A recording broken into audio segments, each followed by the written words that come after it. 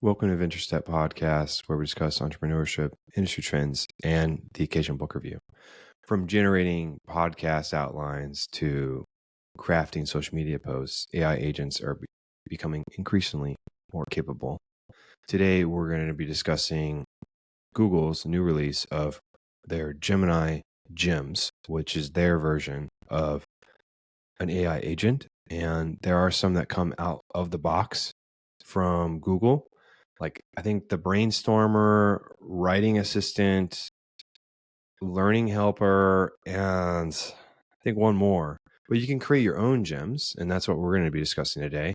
And in fact, I did create a duplicate, basically, of the Facebook AI agent that we created a little bit ago called Curio. So I have a Curio Meta AI Studio agent, and then I have a Curio Google Gemini agent, which is going to be interesting because I'll break down the differences between the two, and you can figure out which route you want to take.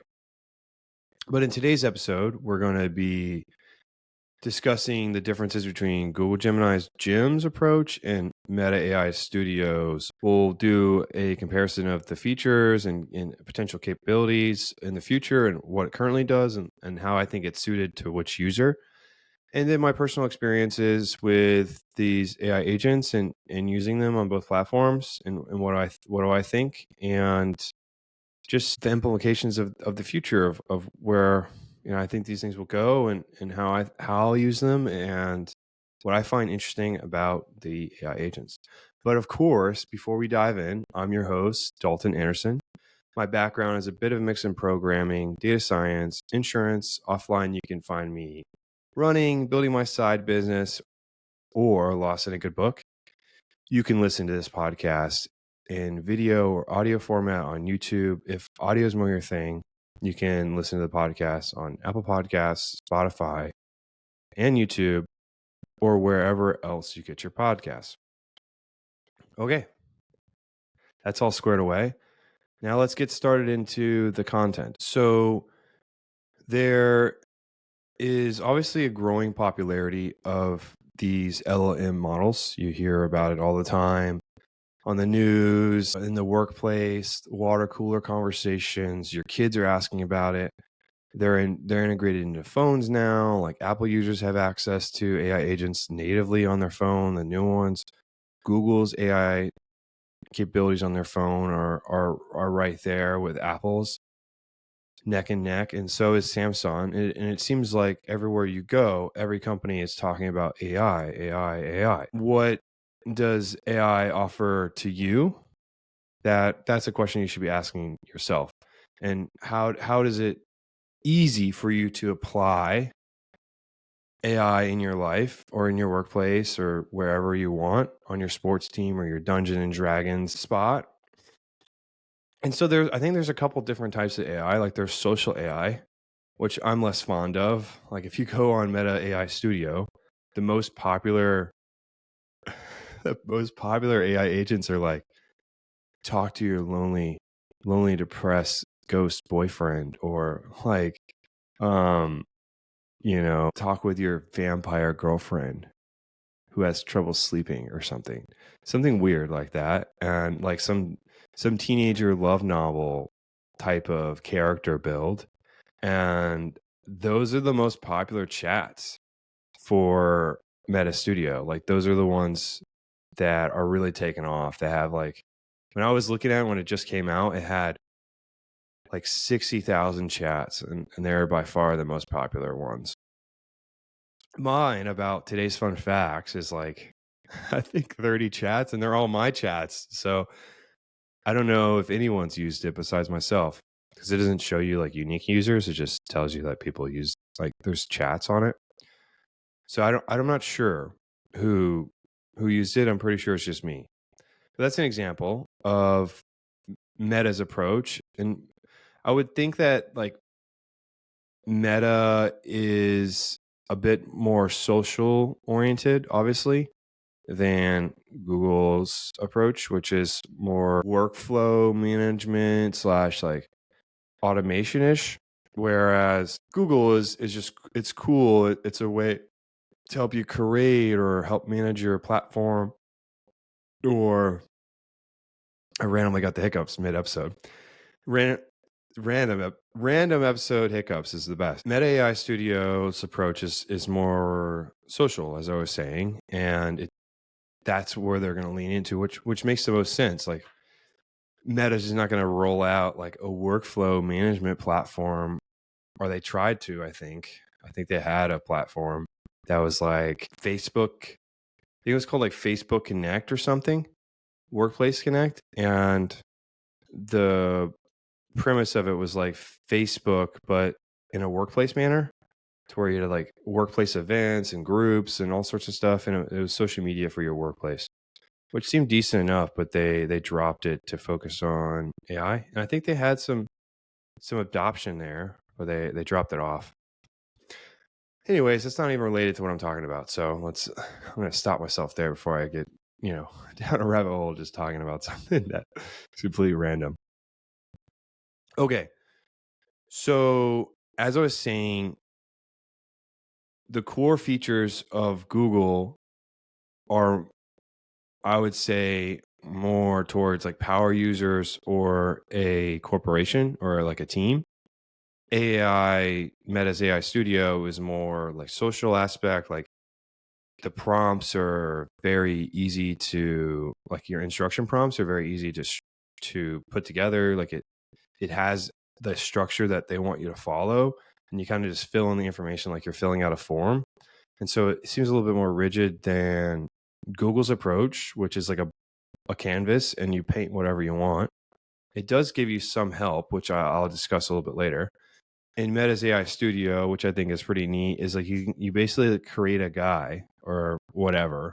I created Curio, and Curio has its own little personality. It has a profile photo that you can see when you create this AI agent. It goes on your social media platforms. So if someone goes on my Instagram in my bio, they can see that I have created an AI agent, and then that AI agent is displayed on my profile. People can click on it, interact with my AI agent, which I think is pretty cool. I don't know how many people do that, like where they're like, oh, wow, Dalton's got an AI agent on his profile, and I'm going to go chat with Curio and see what that's all about. I haven't gotten any replies or responses to that. And so I think the amount of people that tried it were nil. And shame on you listeners too, because I did say give it a try or make your own AI agent. So, but yeah, I'm not getting much traction on the today's fun fact AI agent, which is fine because I created it for myself. But just for comparison, it has a social aspect of it, but those social aspects seem to encourage romantic. I guess the social aspect of the AI agents on Meta Studio's platform have more romantic influence or intentions than Google's, because Google's you can share with people, but it's not like once you make a Google Gem or Gemini Gem, it goes with everyone on the platform. When you create a Meta AI Studio AI agent, it's open to everyone. And so I could search up, like if you create an agent, and even though you want it to be private, I could search it up. I think you can make your agents private, but I think they're open by default, I'm pretty sure. But I could search up your AI agent that you created, and I could use the AI agent. Whereas Gemini is closed, and then you open if you want. So that is, in a nutshell, the differences between like the features. But one thing I thought was pretty interesting with Google's approach is this blank canvas piece, where you kind of instruct the agent exactly what you want to do, exactly how you want it to adapt to your users, everything, and it's pretty in depth. And so it took me longer to set up and make sure it was good to go than it was Meta's AI Studio.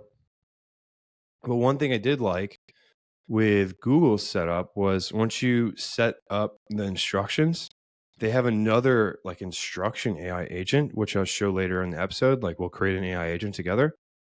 whatever it is, we'll just do it live. Whatever stupid idea that, well, I don't want to say stupid, that's kind of mean. Whatever idea I get from one of these chats that we make on the fly, that's what we'll do. And we'll just go with the flow, and I'll show you how to do it. And it's pretty simple, so it's all good. Okay. But this AI agent, in the instruction AI agent, there's a lot of AI agent in this conversation, but this instruction AI agent will refine your instruction prompt that you gave or provided originally, and it will basically improve it / make it, say, like curated to creating AI agents. So you might want one thing, like, oh, I want certain text to be read or whatever when I am talking about certain subjects or something. And you may have say it in a certain way that it's not as clear as it needs to be. And then instead of you having to type out like line by line by line by line, and it takes forever, trust me, like I've done it before and it takes a long time. It will do it for you. Like you can just say it what you want unstructured, and it will structure it for you, which is pretty neat. And we'll show you later. It saves a lot more time, but it still took me some time to make like a detailed prompt. But I didn't know that you could do that, so I did it once with and once without. And honestly, I think the instruction prompt that the AI instructor refiner, whatever you want to call it, is better than the one that I generated myself. And I think that's one of the key hurdles for people who want to create AI agents is, how do you get started? Like, how do you train your chat? How do you make sure that things are working correctly? How do I make sure that my formats are perfect every time? How do I ensure those things? And that's something that family members have asked me before, and I kind of tell them how to train the AI agent and things like that. Or not AI agent, but in this case, I'm talking about chats, like a ChatGPT chat or Gemini chat or a Claude chat. Whereas this is like you could set it up and then people could just run with it. I think it's a lot more approachable. Like I feel like people freak out about just like having a chat and then trying to get it to do stuff for you, because it's daunting. Like it's not, I wouldn't say it's difficult, but it's definitely not free. Like you have to put some time into it if you want to get the most utilization from your effort and produce good quality outputs. You have to put in the time and train your chat to act a certain way when you're talking to it. That is a lot easier now because we have these instructor refiner AI agents that will take care of that information for you. And all you have to worry about is writing a couple sentences of what you want, and it will do it for you. And it makes it pretty useful. I trained an AI agent, not AI agent. So I did train an AI agent to write my podcast outlines for the episodes. But previously I had a chat, and I've had to do this 3 times, I think. I've had a chat with my chat was all trained up with how I wanted my podcast outlines to be. And then you would use it for a couple months, and then randomly one day it just doesn't want to do it anymore, and it just does whatever it wants, and I can't get it back to the way it's supposed to be. Like it just won't go back to the format that I desired before. And then so I have to train a new agent, and not agent, I keep saying agent. I have to train a new chat, and then that chat works for a while. I'm like super happy and excited. I'm like, yes, it's back to normal. And then the same thing happens again. And so now I'm on my 3rd VentureStep podcast outline chat. So I created a VentureStep. What did I call it? Let me see. I don't know what I called it. I called it the Venture episode engine. Ooh, very mysterious. Sounds cool, you know? It's got some swag to it if you ask me. I spent probably 5 minutes thinking about a name. At a certain point, I was like, well, why am I doing this? And I was like, oh, well, I can talk about it in the episode, how cool the name is. But anyways, so yeah, like randomly, I love Google Gemini, but randomly, I feel like the chats just after a certain time, and the same thing happens with ChatGPT and Claude, by the way. This isn't just Gemini. I just use Gemini a lot for VentureStep because all my stuff's on Google and I do my outlines in Google Sheets.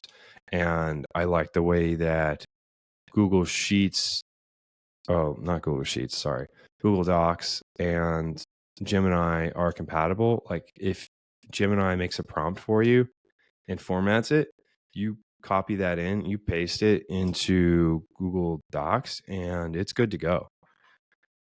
And you could probably do the same thing by having the other AI vendors create the outline via markup, because I think that Google Docs is markup based, and markup is like a rich text formatting language.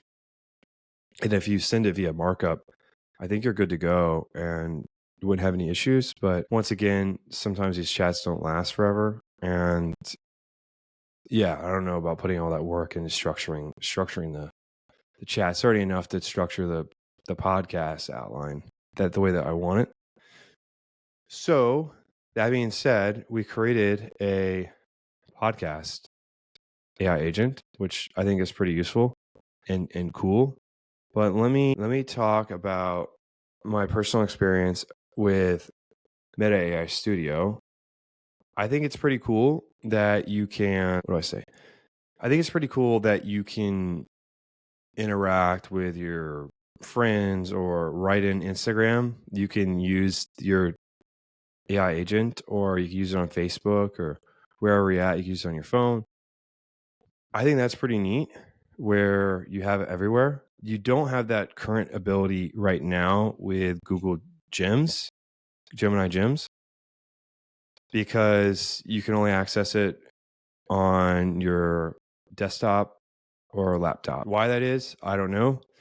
Maybe because of the compute and they don't want it open to mobile users. I'm not completely sure. I know that they just rolled it out, so maybe they'll wait a bit and they'll launch it on mobile. But I think it's a little difficult, these things to do on your mobile computer. But I think with the feature that Gemini has, where they have that AI prompt refiner agent that refines your prompts for you, your instruction prompts, I think it's doable on your phone. But to create Meta's AI agent or a normal AI agent, it'd be too difficult on your phone because you have to format everything. You have to be very clear on your ask and what you want to do. And I don't know, but I'm going to transition and I'm going to share my screen here. And we're going to show you my Google Kidoki Studio. All right, let's share our screen. Why is it doing? Oh my gosh. All right, give me a moment here. It's asking me to click through like a whole bunch of stuff to get to Meta AI Studio. I was already there, but now it's not allowing me to get to where I want to go. All right. Okay. Well, we might have to skip it for now and we come back to it. But there we go. AI Studio. Try Meta. It's the wrong click. Maybe this one. All right, we made it. Jeez, that's rough mid episode. Okay, so I'm going to share my screen. Go to this screen. And we'll look together over here. Share screen. Wish there was just like a hotkey to do this. AI Studio. Share. Okay, so if you're seeing my screen right now, and if you're listening via audio, you'll just have to follow along. But I'm on the home page where it just has a whole bunch of different AI agents that were created by people, and you could see some of the stuff on here. One is attractive, nice girl. She seems nice. She's available. No one likes her. Raven, embracing my darkness, saving the world. Gay bestie, spilling the tea one sip at a time. Chair, Hello, I am a folding chair. Arthur, your caring boyfriend, supportive boyfriend, partner in love, relationship, dating. Let's see. This one's pretty cool. The Dungeon Master, crafting legendary quests. But yeah, you can kind of see the gist of it. But the most popular ones are like these messaging ones. Raven has 104,000 chats. Gay Bessie's at 139K. The folding chair thing is at 101K. Arthur, your supporting caring boyfriend's at 138,000 messages. And so, yeah. Okay, so those are people's AI agents they created.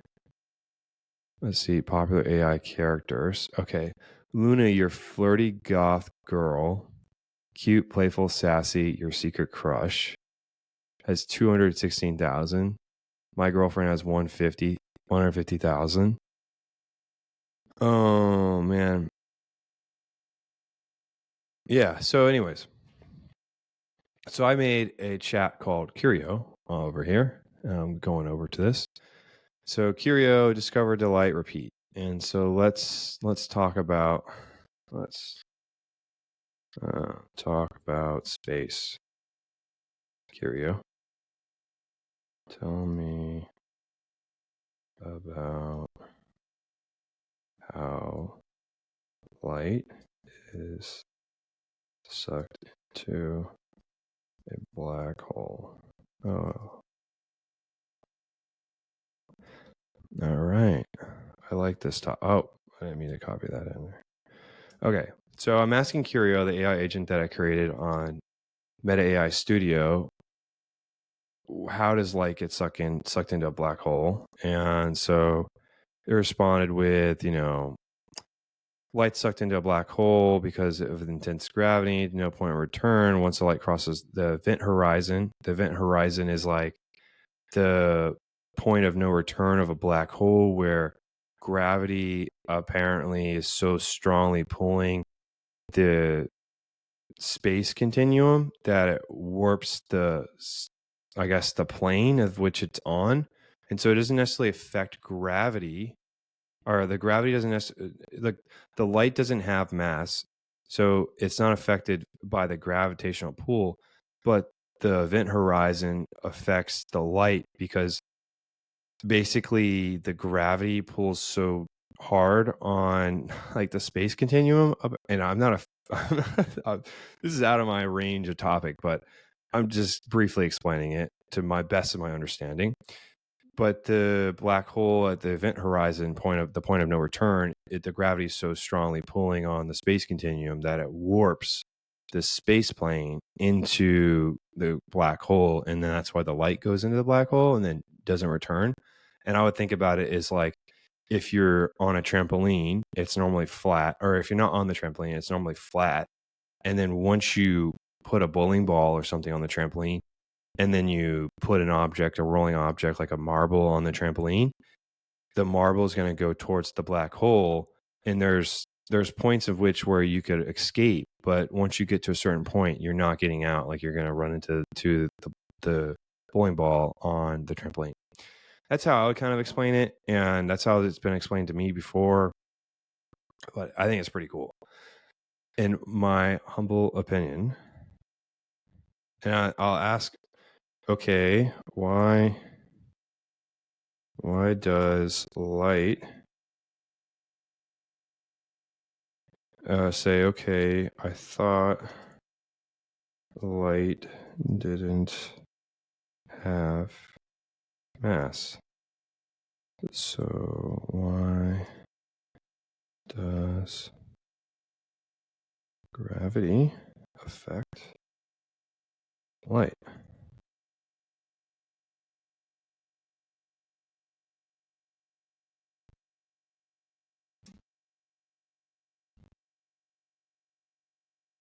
So curious thinking.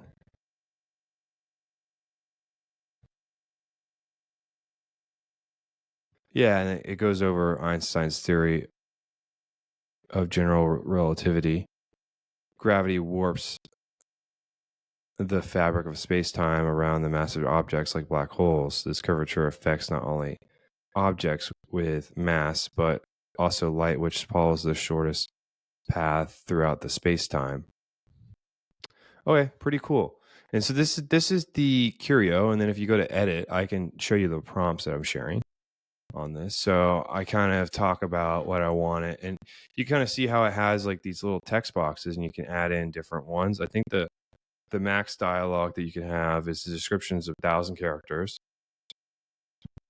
for like the description of what you want it to be. Then you have instructions. Each instruction prompt can be 200 characters. And then you have example dialogues that you put in there, and they're all 200, and the responses can be up to 400 characters. So it's typically like short form understanding of what you're trying to do, and you're not going to be able to get too detailed in it because it's just, these prompt boxes that you have to fill out, and it's, as I described before, it's kind of like filling out a form. Whereas Google Gemini Gems is a little different, and we'll show you in a second when I share my screen now. And so I'll open up Curio. We could talk about Curio. All right, so share this tab instead. Okay, and now I'll ask Curio, tell me about how light is sucked into a black hole. And so this is Curio, the custom gem that I created today. So I was able to add a little bit more information into the instruction prompt. And so I have every prompt coming out with my hashtag that I use on Instagram, today's fun fact, and then it's a colon, the fun fact, and then it's just a little bit more, I don't know, conversational and free flowing. One thing I thought was interesting was before this episode, I did some restrictions on the AI agent to see if I'd previously trained the agent to be a certain way with these prompts, used it, and then afterwards I changed my mind and just wanted to change on the fly. If I can make it super restrictive and put some chains on Curio, he's a little too curious, and curiosity killed the cat. So I killed Curio's curiosity, and I just chained him up and didn't allow him or her or this AI bot to do anything. Basically, I made it so it can only send one prompt at a time. You can only send one fun fact at a time. I mean, you can't send multiple prompts, but what I meant was you can't. It wasn't able to interact with like multiple items. Like if I sent multiple fun fact requests, it would be like, oh, I can't do that or whatever. It would just say whatever excuse it wanted and just wouldn't do it. Like I'm not capable of doing that. And then I changed it. And I made it more free flowing to where it was before. And I enjoy it this way. But I was curious to see, okay, if I lock it down, how locked down will it go? And so you could lock these things down if you want. And I think that's good because it follows your prompt. Like if you put something explicit in there, it's going to follow it. The only caveat is if you are maybe too exact of what you want, and it might think that you only want those things. And so I have adaptations in there, that adaptations and stuff like that in the prompt instructions or in the AI instructions, where it can adapt over time to the user and the chat, and it will kind of mirror what's going on in the conversation, where it's not locked down, but you can lock it down if you want. Well, let's open I'll ask this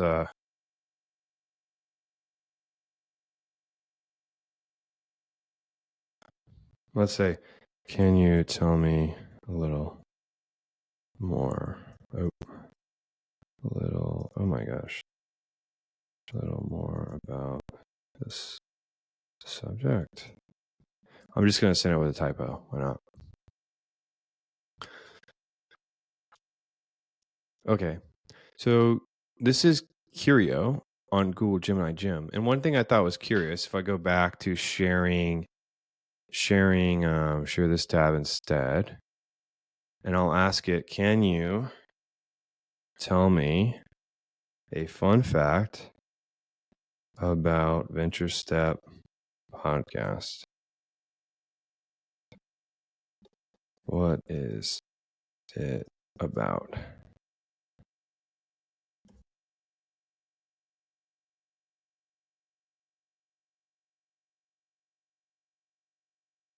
Wow, that's pretty cool. I tested this before a couple weeks ago, and it wasn't able to tell me. But now Curio can do that. That's pretty neat. Wow. That's pretty cool. So Curio on Meta AI Studio knows what VentureStep podcast is about. And I tested this previously, like maybe when it first came out, and it couldn't tell me. And so now I'll ask share this tab instead. Now I'll ask Google Gemini Gem. Man, the naming conventions with Gemini and Google and Gemini, Google, Gemma, Gems. They gotta come up with better naming conventions. It's so confusing. I'm getting confused. Okay, and so it knows what VentureStep is about as well. One thing that I do like versus AI agent created by Meta is Google Gemini. It includes its source information, and it's pretty easy to access. Like I asked it the same question. I asked, hey, can you tell me a fun fact about VentureStep podcast? Like, what's it about? And it talks about what the episode's about, but then it lists VentureStep Apple Podcasts, and I could go straight to the podcast and start listening. Let's see. Do you know how many subs the podcast has on YouTube? Okay, I'm just curious if it knows.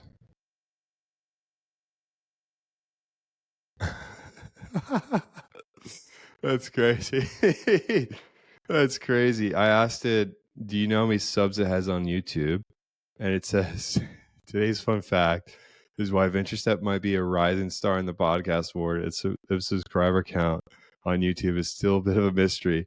It seems they're focusing on building their audience organically and letting the quality of their content speak for itself. That's a pretty bold move, don't you think?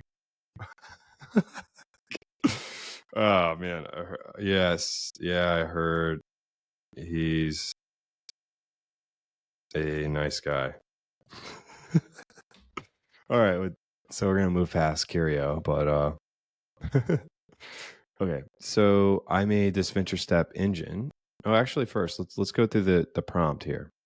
So here's the prompt that it created. This I didn't create this. I gave it my own instructions, and then I asked the AI agent like prompt refiner at the bottom with this little pencil. It's like Gemini, and they have probably a pre-trained Gemini model that makes AI agent prompts for you.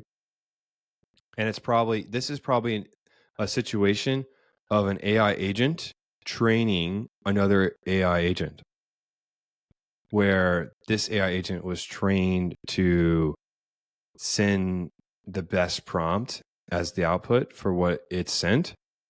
And now you can create high quality AI agents, which is pretty cool. So it kind of breaks down the structure. It's very structured. It's got sections, it's got subsections, it's got, bullet points of what you want to do and what you want to get done. And then if you want, you can roll back to, let's do it. You can roll back. Oh, I don't know if I sent that. What are your main objectives and what's your style, what you want? No, that's not what I sent. I guess I only did this once. We could try on the other one, because the other one I've done a couple things. I've done a couple things to not Curio, but the Venture engine. Close without saving. That's fine. So is Curio. The Venture engine, and I would also say it's kind of a sidebar, is that these gems are similar to not this Curio in the venture engine, venture. Oh my gosh, the venture episode engine is similar to Claude's projects, and like within a project, you can have many different chats. And so ongoing in this venture episode engine, I have 3 chats. They're all identical because I was messing around with it and refining my prompts. But before we get to that part, let me share my screen of this doc. Share this tab instead. Okay. So my original instructions were VentureStep instructions. Okay. Never mind. So how did I mess up my notes on my own notes? Okay. We're doing some on the fly changes. Okay. So these are my VentureStep instructions for the VentureStep engine creator. And so it basically has a structure of like, I don't know, pretty weak. Like I didn't go crazy with it because I just found out that it creates this massive structured AI prompt depending on what you say. So I basically talk about like, hey, like you're an AI assistant, you create engaging podcast outlines, you'll receive unorganized thoughts and ideas from the host and transform them into a well-structured outline. I say the outline structure that I'm looking for, some stuff that I want to do with the outline, and then I sent it to the instruction AI changer or whatever you want to call it, prompt refiner, instruction refiner.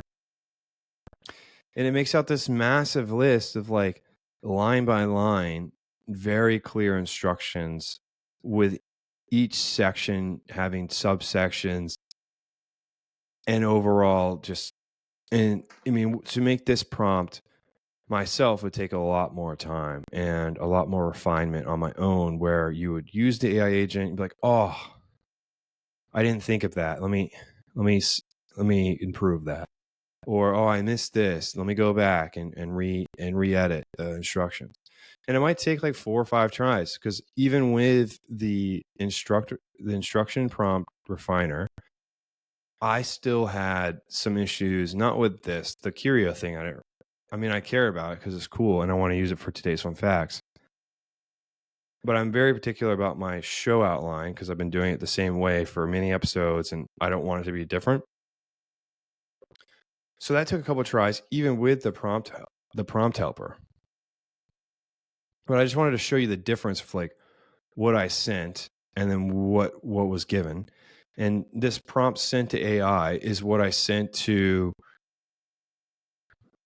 the VentureStep episode outliner, where the VentureStep episode engine. I sent this unstructured nonsense with a lot of typos and other things in here that just doesn't really follow. It doesn't make sense. It's like a ramble. It's like a 45 sentence run-on sentence, and it just goes on forever. And I try to make it long and confusing more than I normally would. My notes are not structured, but like they're kind of sectioned and then have subsections within the notes. So when I send it to the VentureStep episode engine, it's going to be more structured than what I sent. But I'm kind of just testing it out for you guys so you can see for your own eyes, okay, like this is what this person sent.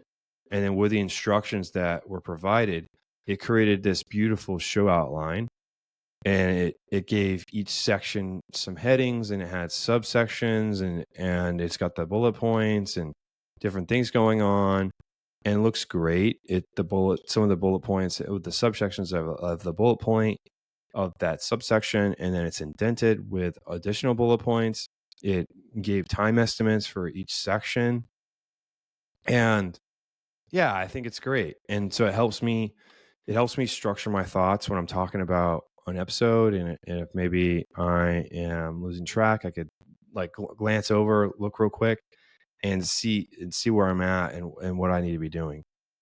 So let's transition back over to this VentureStep tab. And so the way that I was creating my episodes is I would have these readings. I'll do my reading / demos of what I'm trying to talk about. So I'll work on an app for a while, or I'll read about something for a bit, or I'll try something out. I'll take down notes on it, and then I'll review my notes. I will talk about it like with the voice prompting. I'll talk about it. Then I'll drop in my thoughts plus my notes, and then create an episode outline of like what I want to talk about and help me structure it. And then I'd move around the sections sometimes, but a lot of times it's pretty good to go. And I appreciate it because it saves a lot of time, because originally I was doing it all myself and it was quite time consuming. And so then I created a template of what I had. And so I had a template that I made myself. And I was like, wait, what? Like I could use AI to use this template and do this every time for me. So that's what I've been doing. And it saves an incredible amount of time, probably like hour and a half or something like that. An hour. Okay. So as I mentioned, the prompts that you give aren't structured for this. It gives you really nice. So I have this long prompt that I sent. The output is this organized outline. And so to achieve this, let's check out the instructions I gave. And so once again, I put in less effort on the Venture episode engine because I knew that you could have this AI prompt refiner work for you. And so I basically threw in some unstructured text and had the refiner do its thing. And this is really the output. And at the end over here, I added the outline order because for some reason the outline of the order of the show outline got messed up for some reason. And so I had to specify like what I wanted and go from there. But overall, pretty decent. And I was working on the formatting, but I think that made it worse. I don't know. One thing that it does do that I don't like is it formats everything as bold, which I think is distracting. Like I want like the subsections and the sections to be bolded, and maybe some parts of words or bullet points that are bolded if I really need them to be. But for the most part, I just want the subsections and sections to be bolded. So just at like a quick glance, I could see where I'm at and like, okay, this one word is associated with all these different ideas that I have about the episode and like what I want to talk about. And so it kind of just gives me an extra step, or not an extra step, extra guidance on recalling all that information. And that's where I like to use the show outlines. And so the formatting thing was distracting. I manually fixed it. It's no big deal. I mean, it took me 45 seconds, but it could take 0. We could get it down to 0. So that's the next step. But let's see if I could roll back. And so it should show me adding this formatting section. And it doesn't. So maybe that's a bug. I don't know, because it's asking me to undo my instructions, undo, redo. And so I could go back to where I was, exactly how it was, but you should be able to go back. It says undo. So I thought it would save your previous prompt, which I think would be pretty cool, but I guess not.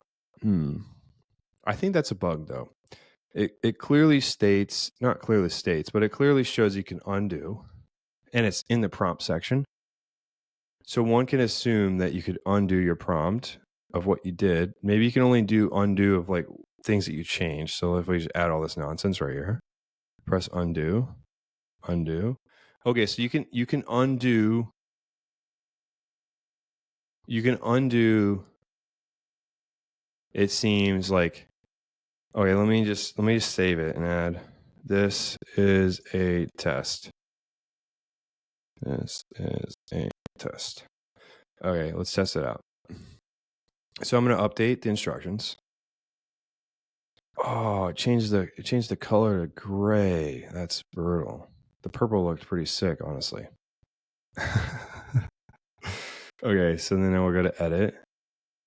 And then, so this is a test still there.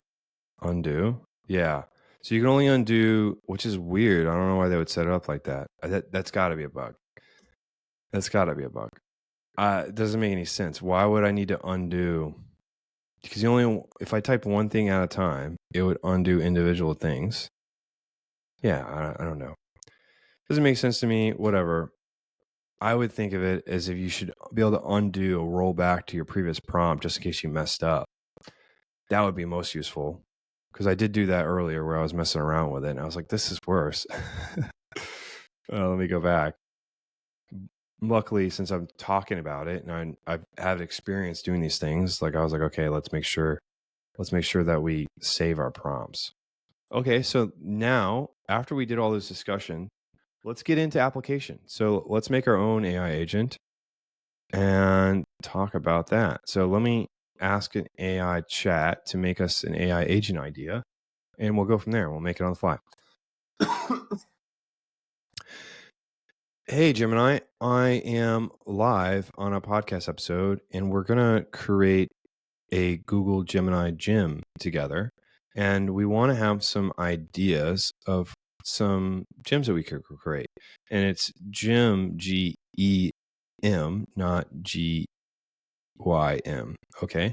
So just remember it's G-E-M. Okay. So can we have 3 prompt ideas for us to discuss, and then we'll create the instructions, please? Thank you. Okay, so Google's working up its magic. So we've got the culinary challenge, the travel itinerary builder, and the writing coach. I think these are all pretty generic, but what did I expect doing this on the fly? So I'll tell it. Hey, let's do the travel itinerary builder. I think that's pretty cool.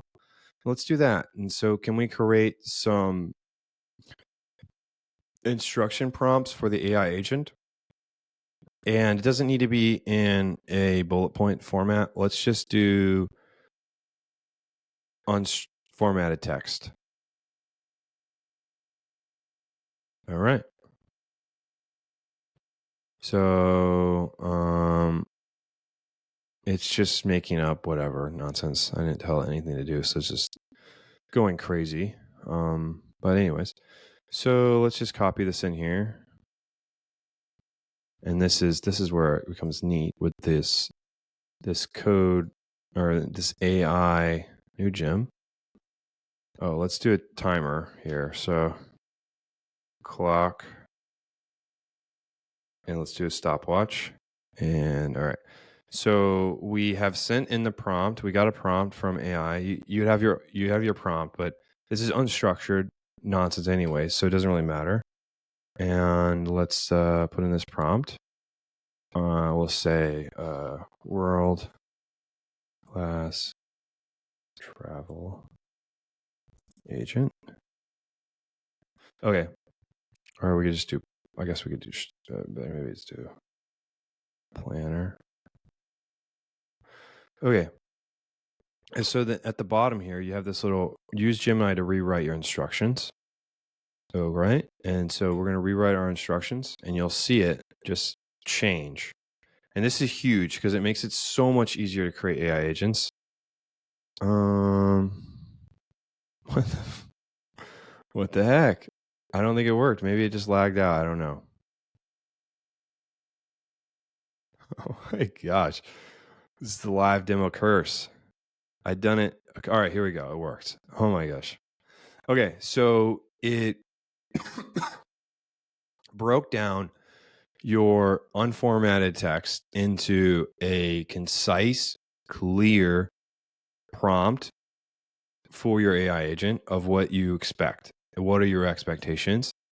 And how are you going to be the best world-class travel planner that there is? Huge, because once again, I feel like the biggest hurdle of these things is getting started and knowing where to start. Okay, we're going to save it. Wada bing. So that was with me doing the explanation, which was probably 30 seconds. And we'll take 30 seconds off. And the issue regenerating the prompt, we were at 1:44 seconds. And so let's just take off 30. So we're at 1:14. 1:14 to create this AI agent. And now we're going to ask it to help me plan a trip to Japan. Okay. Hey, so I'm going on a trip to Japan and South Korea. I'm going to be staying in Tokyo and Seoul. I heard that you're a world-class travel planner, and I was wondering if you could help me plan around my trips. Some of the big things that I have in Japan is I'm going to hike Mount Fuji, and the big thing that I have in Seoul is I am going to run a marathon. If we can plan around those trips or those things, I do know that after I hike Mount Fuji, after the 2 days, I'm going to stay there overnight and I'm going to watch the sunrise. I'm going to be pretty tired when I do the descent. Should we put something together for a public bath or some hot springs or something like that? I'm not sure. You're the world-class travel planner. I'll lean into your expertise of things that I might want to experience while I'm there. I'll be in Tokyo for 2 weeks starting this week on Thursday, and then I'll be in Seoul in South Korea 2 weeks from now. If that makes sense. Okay, thank you. All right. So let's see what the travel planner comes up with. The Mirror and Shine. Shibuya Crossing, okay. Kobe Museum. Embark on the Mount Fuji, post-hike, relaxation. Onsen, yeah. Looks decent, and one thing that I do like is that it's got links to everything that I want. Like, it's saying what it is, and you can see my screen too if you're viewing it, but it broke down day by day things to do. It doesn't know that I'm working, so that's an issue. I didn't say that when I asked though. But it breaks down an event to do every day, and then it sends you the link of what it's talking about, and you can see a photo and kind of see what's going on. I think this is, I don't know if this is world-class travel planner vibes, but I think it could get there with some additional instruction prompt and me giving a better prompt and more information. Okay, so that was an example of how easy it is to create an AI agent. And it's not rocket science, and it's very approachable now, and it's super easy to get started. You don't even have to make the prompts anymore. You just got to write a couple sentences and go on with your day. Use your AI prompt refiner and start optimizing your day. Start creating some help with writing, or if you have an email that you send every week that has to be sent in a certain format or something like that, or if you're taking stuff out of a database and you're not out of the database, or like maybe you're counting up the emails or certain emails that you have in a shared email box to give out a shared email box report that's sent out daily or weekly. Export that into Excel and then copy that into the prompt, and then have the AI agent structure the data in the way that you want, sum the data up for you, take care of it, make the format that you instructing it to do, and save time. Like, always look for ways to save time. Time is the most valuable resource that you have. And if you can save 20 minutes a day, I mean, that really adds up over a year. And if you could save even more time, an hour, now you're talking big bucks. And If you could save yourself time, that's valuable. If you could save your team time, that's huge. And then if you can save the company time, that's massive. But the whole point of this explanation was, in this episode, was how approachable is creating an AI agent. And it's very easy and not difficult. There's plenty of tools to help you. There is this AI refiner. There's YouTube videos. And it's super easy to get started. I think just the toughest part is just getting started and finding something that you're comfortable using and optimizing your life for. So start small. Do something like, I don't know, organize your notes. I think that's how I got started years ago. Was I liked writing down notes, but I didn't like organizing them. So I would, when I say write down, I mean type. I would type out my notes, and then I would give AI the chance to organize them for me. And then I would kind of progress from there. But I would do something until you're more comfortable. I would do something inwardly facing, only something you would see, like your notes, or maybe you organize your day or structure your weekend or do some itinerary planning or something like that. Help organize your financials and optimize your life. So that's my encouragement. I would like you to try out Google Gemini Gem or Meta AI Studio or something like that. And I definitely invite you to share your experiences with these AI agents and comment on this video or comment on some of these shorts that are going to be created. And overall, just have a good time. And if you enjoy this content, please like and subscribe. If you do so, that'd be great. If you don't, no worries. Keep listening. I'll be around, and maybe we could be friends some other time. Who knows? So my plans for next week are a bit rough. I don't know. I need to get out another episode shortly because I'll be traveling, as stated. I'll be traveling to Japan. So I need to figure that all out because I leave on Thursday and I have to be there at like 5 a.m. for my flight. So I don't have much time to get everything packed up and taken care of. But I was planning on doing an episode on Cursor AI, which is a fork of VS Code. And then I was also going to follow up on, I think, Project IDX from Google, which is Google's code editor, which I'm not as confident in. I don't know what level of use that is getting. And Google has a habit of just, and I'm a big Google fan, by the way, but Google has a big habit of just killing off products that aren't producing. And they'll have it for years, perfectly fine product, and they just kill it off and then make a new product. Like, I think they had Google Messages, they had Google, I don't even know. They had like 6 different Google apps, and they were all decent for Google messaging. And they just kill them off and then make a new app with less features. And then they would keep doing that same thing until they got it just right. And then they'll roll it into Google. They'll call it like Google Messagings or Google Meet or something like that. I don't know. They're weird like that. I'm not sure why they do this. So I don't know. I'm just not that fond of using their editor because I don't know what kind of traction it's getting, and they might just kill it off. So there's that. And then I want to talk about the new 70 billion parameter model reflection. I'm pretty sure. It's supposed to be best in class for its size, and it's open source. So I was just curious about it and wanted to see what's up. And yeah, there's that, and there's a couple other things that I want to talk about. So we'll see what I fit in, but that's kind of what's on the content schedule if you're curious. Once again, I appreciate your time wherever you are in this world. Good morning, good afternoon, good evening.